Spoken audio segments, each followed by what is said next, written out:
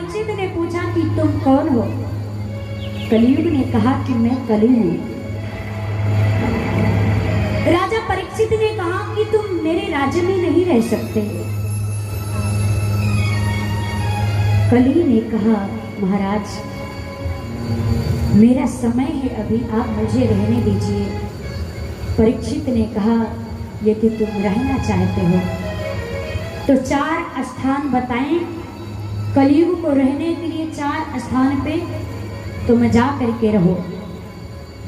द्यूतम पानमे स्त्रियः शुनायात्रा धर्म चतुर्विधा। जुआ में, शराब में, स्त्री में और मांस में, इन 4 जगहों पे जाकर के रहो। 4 जगह पे कलियुग को रहने का वास दिया गया। शराब, जुआ में छल के रूप से कलियुग का वास रहता है, और शराब में मद के रूप से, और स्त्री में आसक्ति के रूप से, और मांस में हिंसा के रूप से। पुनः कली के याचना करने पे राजा परीक्षित ने सोना में वास दिया कि जाओ तुम्हारा वास सोना में हो। तो कौन सा सोना? जो सोना अधर्म के कमाई से बना हुआ होता है उसमें कलियुग का वास होता है। वो सोना धारण करने से हमारी मति भ्रष्ट हो जाती है। और यदि धर्म से भी बना हुआ सोना हो उसको भी यदि हम धारण करते हैं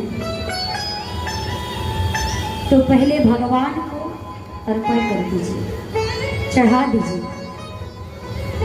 उसके बाद उसको धारण करिए। तो कलियुग इन 5 स्थानों में रहने लगा। एक दिन राजा परीक्षित जरासंध का मुकुट पहन करके शिकार करने के लिए चले गए।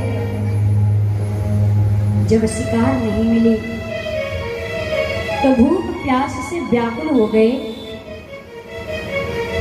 समीक ऋषि के आश्रम में गए। वहां पे समीक ऋषि आश्रम में तपस्या में बैठे हुए थे।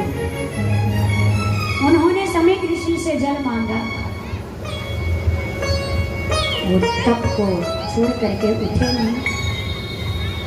राजा परीक्षित को क्रोध आया और वो एक मरा हुआ सर्प लेकर के उस ऋषि के गले में डाल दिए।